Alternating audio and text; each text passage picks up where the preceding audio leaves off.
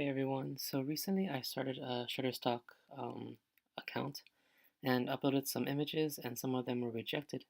And so I thought I would make a video talking about them so that any fellow stock photographers or any new and upcoming stock photographers can get some insight on what is required and what the standards are for submitting stock photography.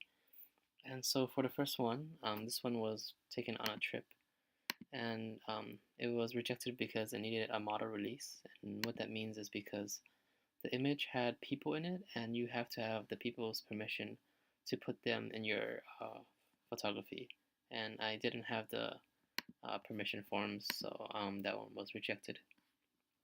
The next one was because there was too much noise in this image, but also because it was taken on the property of a company. This was at a hotel.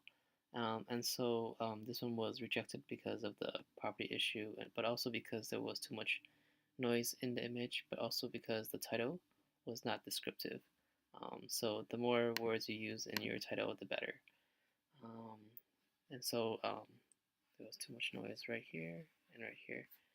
Um, and so the next one, this one was not in focus. And so if you open up the image, you can see that the land area was not in focus. The ocean was, but I think when Shutterstock was checking this image, they were looking for the land area to be more focused, which it wasn't, and so that one was rejected.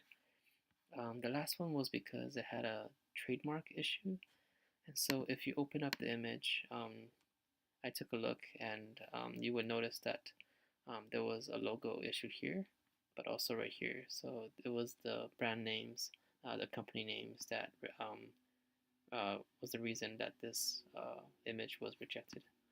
And so I hope that helps and gives some insights on standards that the photography images must meet for Shutterstock. Until next time, thank you for watching.